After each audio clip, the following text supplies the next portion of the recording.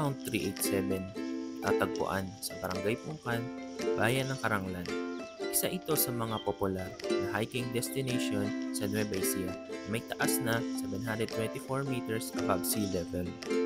Ang pangalan naman ng summit ay Batong Amat o Batong Alamat. Hango ang pangalan ng Bundok 387 sa 387.9 hectares na lawak nito na sakop ng Talavera Watershed Forest Reserve. What makes this mountain more interesting to hike ay ang Aloha Falls na siyang mararating mo 1 to 2 hours mula sa summit. Siyempre, depende sa pacing mo. In this video, i-share ko sa inyo ang aming day hike experience sa Mount 387 with traverse to Aloha Falls.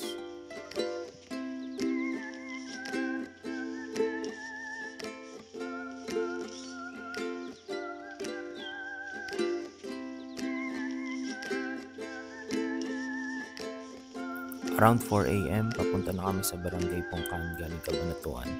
2 oras ang biyahe and I'm with my other sibling. I've been looking forward to this hike and this is my bro's first time. Hindi tayo lalayo for this bid. Dito muna tayo sa mga malapit na hiking sites. Madali lang puntahan yung jump off nito.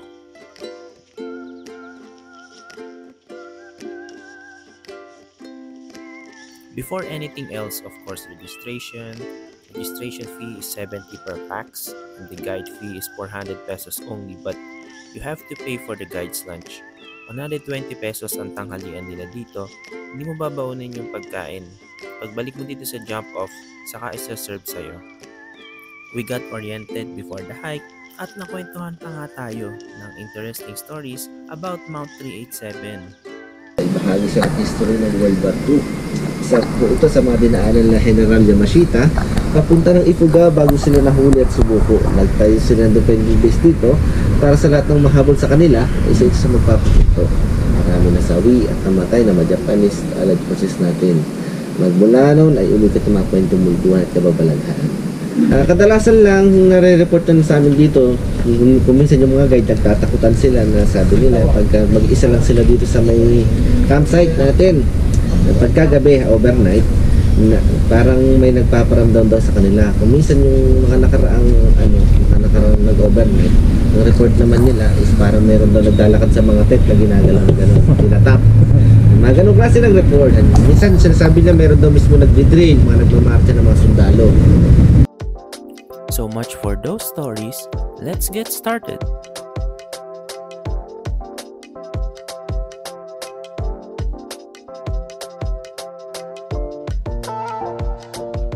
Bagamat tirik na ang araw nung nagsimula kami, ay okay lang dahil sagana naman sa lilim ng daraanan.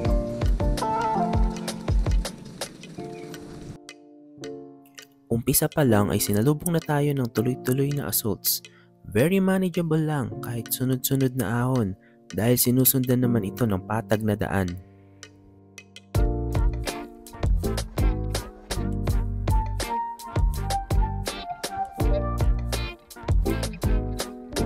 Unang pahingahan, 2 minutes break, baon ko ulit itong Pocari Sweat ng paborito kong inumin tuwing nag-hike.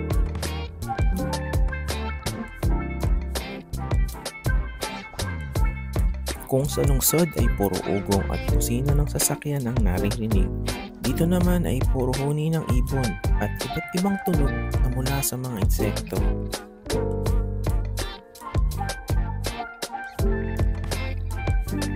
Mukhang nasusunod din ang leave no trace principles dito dahil walang basura o kalat na nakikita sa trail. Sana sa lahat ng bundok ganito lagi. Shoutout nga pala sa kapatid ko na masipag kumuha ng videos. Kung hindi ko kasama yan, baka puro boring selfie vids lang ang meron ako. Yung trail niya is medyo malawak naman. Saka hindi gaano madulas. Kahit na nung nakaraang araw is ulan ng ulan. Tanyo naman yung daan papunta sa summit ay may kadalian lang. Okay na okay siya, lalo na sa mga baguhan na kagaya ko.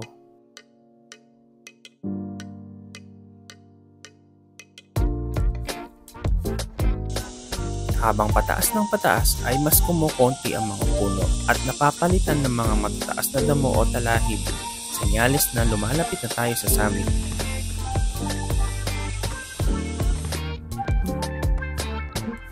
It's pretty neat din to have all this signage put up along the way. Nakakatulong ang mga ito para malaman natin kung nasaang part na tayo ng bundok, kung malapit na ba, o kung gaano pa katagal bago ang summit.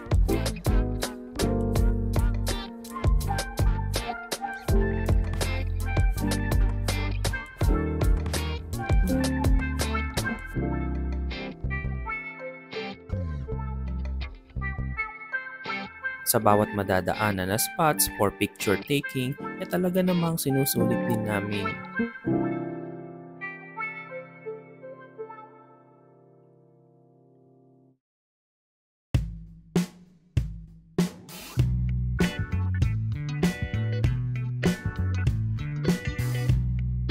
Yung part na to, parang hagdan lang.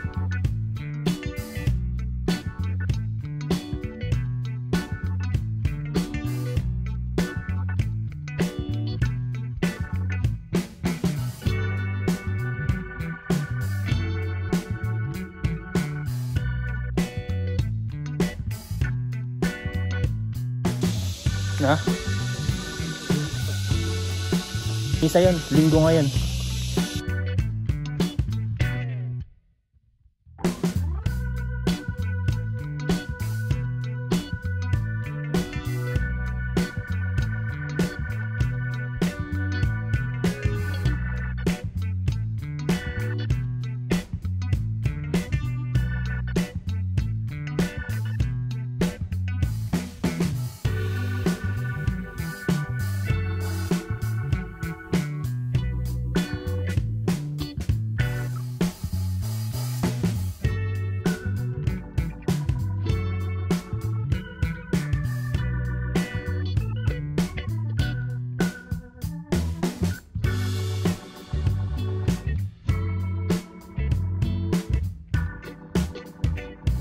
Kaya nahilig din ako sa pag-hike is ito rin kasi yung way ko to compensate for my sedentary lifestyle.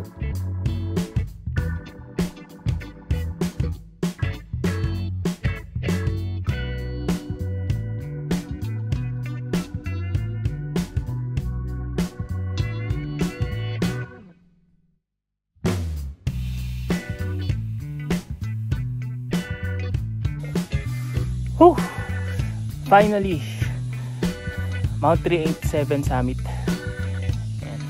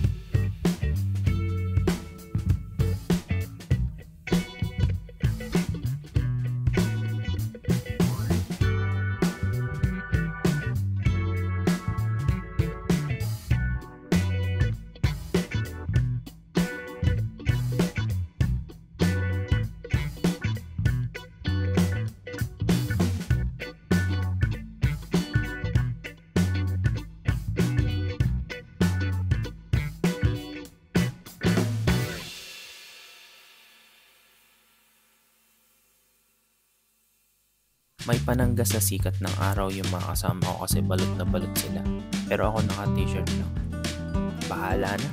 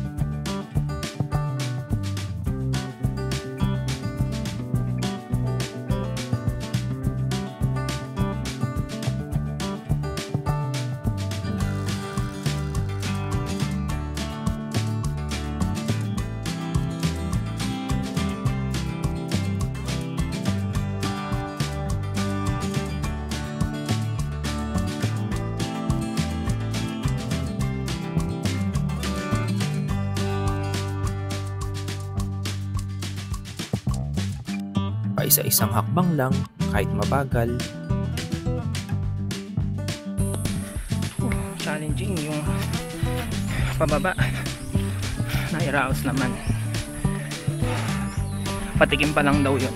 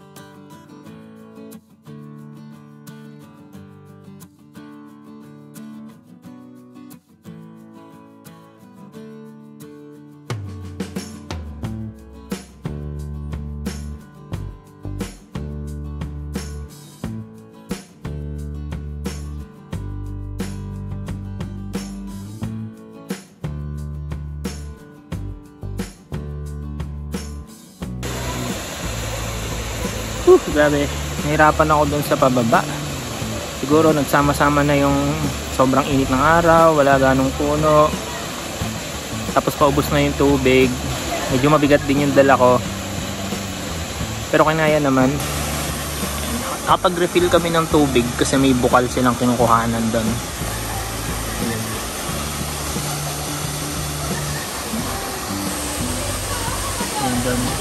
Ayun yung kinukuhanan ni Kuya ng tubig.